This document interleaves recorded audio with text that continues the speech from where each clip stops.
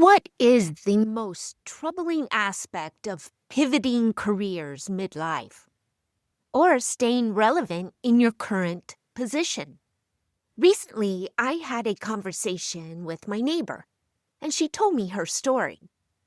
She had the opportunity to learn this new application.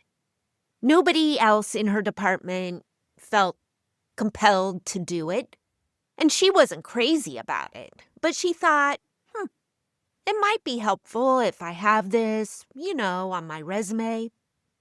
So, about a year later, when her company started going through the positions and looking for overlap and redundancy, they ended up eliminating every position, every person in her department except for her. Why?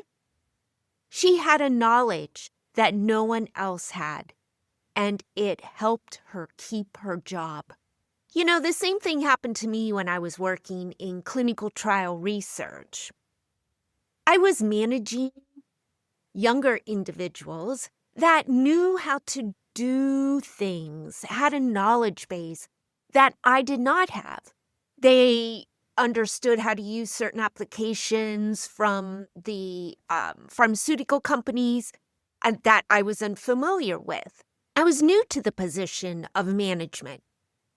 And so for a couple weeks, I actually pretended like I understood what they were saying until I realized this is not in my best interest and it's not helpful to them. I had to humble myself and go to them and say, I don't know what these trackers are, these Excel trackers that you're using, but I didn't have to use them in my bedside nursing. I need you to help me understand what you know. And so I sat down with one of my associates and they taught me how to use it, what it did, the purpose. And then, because I understood it, I was able to help them. Research says individuals who are age 40 to 60 are experiencing ageism. It never stops, right? They're being looked over for people who have a knowledge base they've brought out of school or that they're bringing with them from another company. It's a knowledge you don't have, and that can create anxiety and overwhelm, wondering if you can remain relevant in your company or your position. What I'm saying is, even though you don't feel like learning yet another thing, like my neighbor, it might be the very thing that saves your job. And it might be important when you have to pivot and you've got it on your resume. Hey, it's something to think about, something to pray about.